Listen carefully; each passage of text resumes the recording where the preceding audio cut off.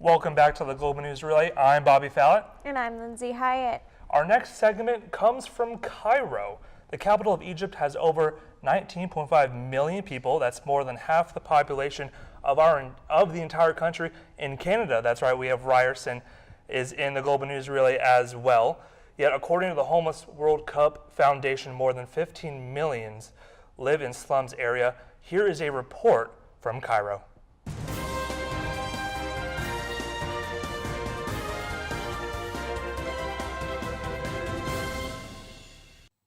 Hello and welcome to the 2018 Cairo edition of the Global News Relay.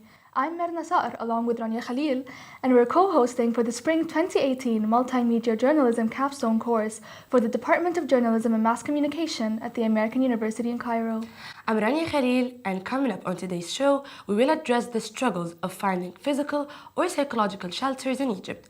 But first, we'll hear from Malak Abdelnabi, Farida Kamal, and myself about the lives of homeless children and teenagers who live on the streets of Cairo.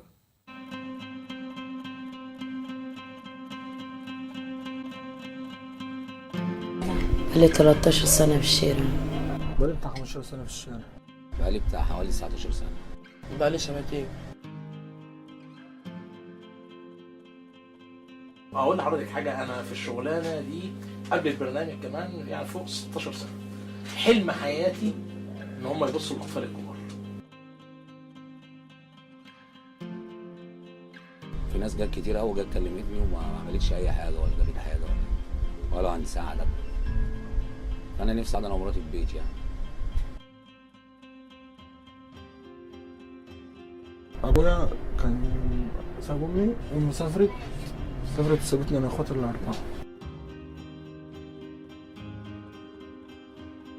إيه أقول لك، كان نزلني بهدلة أبويا، كنت بتضرب وكده، هو اللي نزلني الشارع، وبعد كده اتجوزت واحد من هنا من الشارع وجبت منه عيال وبعد كده سابني.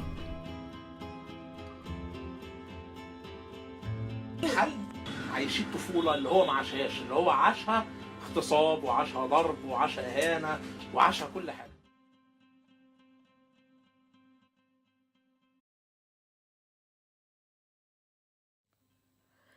Even though some Egyptians do have a house to live in, they're certainly unable to call it home. In other cases, mass demolitions of illegal housing leave families stranded on the streets and living in unbearable conditions. Our reporters Noran Halem, Dua Abdelghani, and Yasmin Nabil have the story.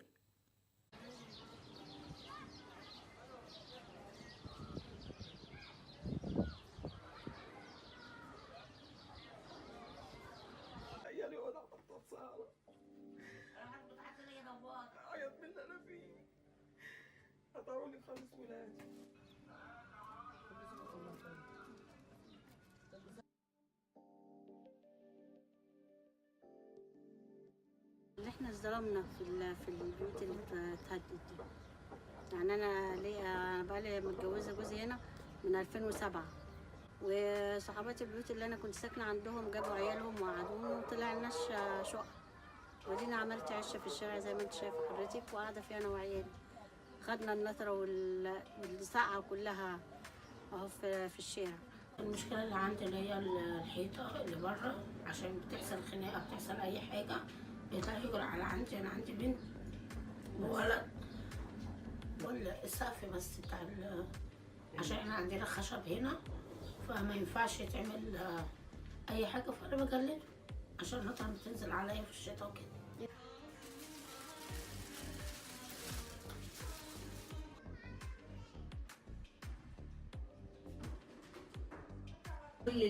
كل البنات هنا ابتدوا يبقوا يعني مهتمين جدا بوجودهم. الاول كانوا بيجوا شويه يمشوا شويه، لكن دلوقتي مهتمين بوجودهم لان هم بيطوروا نفسهم، وفعلا المرتب اللي بياخدوه يفتحوا بيه بيوتهم.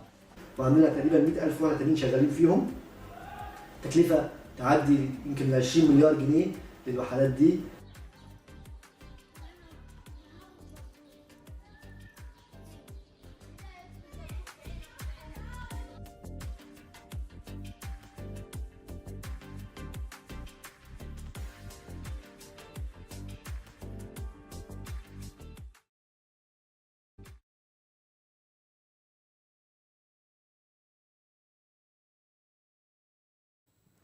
An opposing situation also exists in Egypt where people could be living in highly unsafe conditions but still feel a strong connection to the space as their home.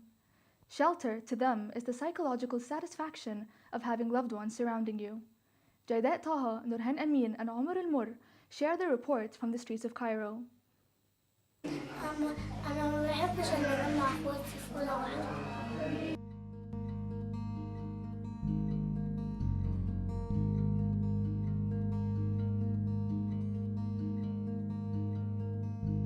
Something which first develops on the level of practical habits, so to say, on the level of for example, using caves for creating those kind of spheres in which the basic functions of life can be performed without the infliction of external forces.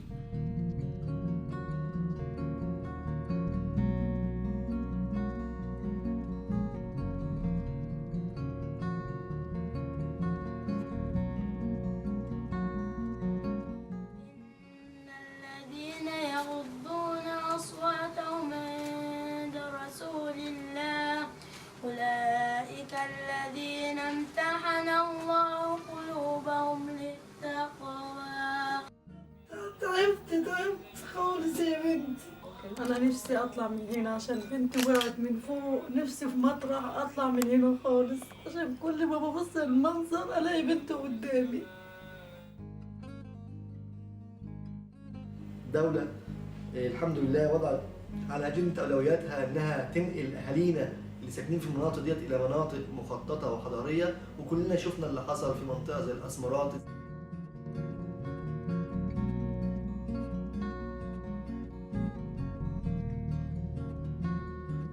أنا الأول كنت في اكتئاب تام أساسا، ما كنتش كده، كنت على طول باجي أعيط هنا من قلة المصاريف والكلام دون. لا يساعدوا نفسهم بإن هم يتعلموا مهنة تفيدهم في حياتهم أفضل، ودوت اللي أنا شجعت فيه عليه مدام إيمان إن هي تيجي وتتعلم تفصيل هنا.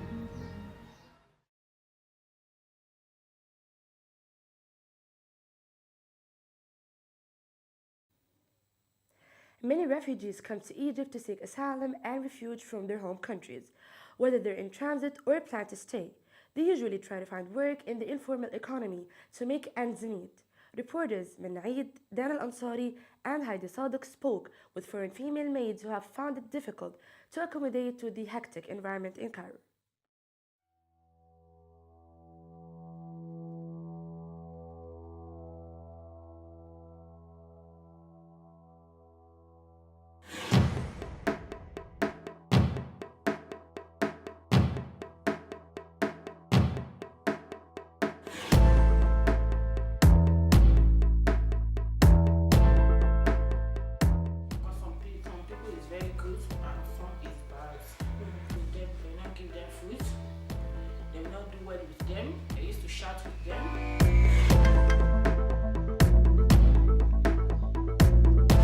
واي مصري حضرتك معاه كويس يكتب ورقه ورق ويمشي.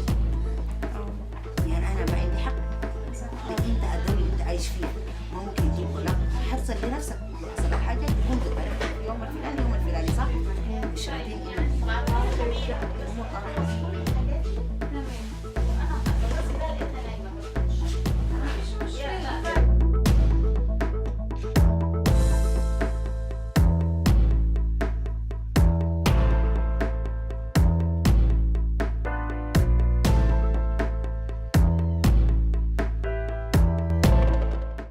It's human nature. You are afraid and worried if you don't know the person. But once you know them, then things you become more aware of it. He's not a threat or she's not a threat.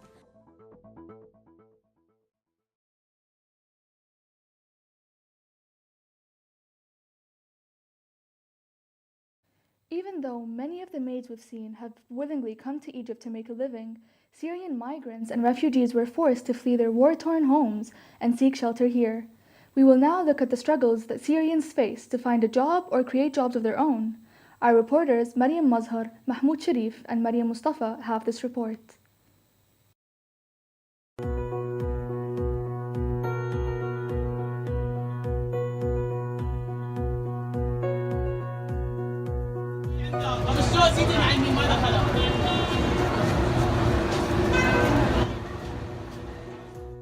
تأسيس أي مشروع بمصر هو استخراج الورق الرسمي لبداية المشروع واستكماله. البطاقات الاستثمارية، السجل التجاري، البطاقة الضريبية وغيره من الورق. الموضوع بياخذ وقت كبير، وبالتالي معظم السوريين بيلجأوا لحل بسيط وهو افتتاح المشروع أو بداية فيه قبل استخراج الورق ونهايته. فهذا الموضوع أحيانا عم يسبب مشاكل، فرض ضرائب كثير كبيرة، عقوبات مالية، أو أحيانا الموضوع ممكن يوصل لقفل المشروع إذا كان مشروع صناعي ضخم.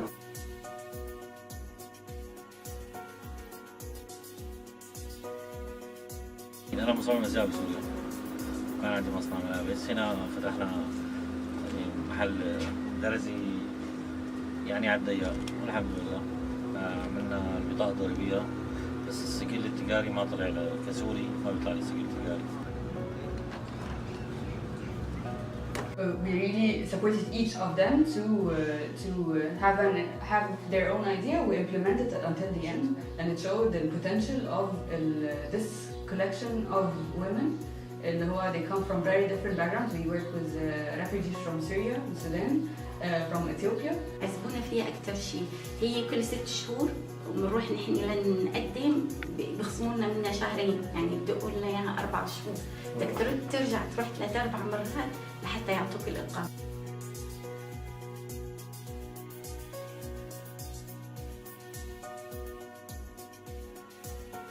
عشان احنا طلعنا منحة، فاحنا قلنا لا احنا لازم انه نفتح شغل، فهو ما عندوش حل اصلا ان هو يخسر، لازم ينجح ولازم يشتغل، عشان نحن جينا هنا عشان نشتغل. لو حنخسر خلاص نرجع على البلد.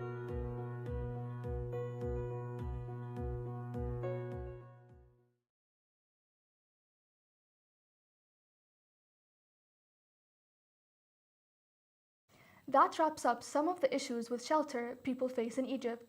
On behalf of the Multimedia Reporting Capstone, I'm Mirna Sar. And I'm Rania Khalil. Reporting from the Department of Journalism and Mass Communication at the American University in Cairo. Thank you for watching.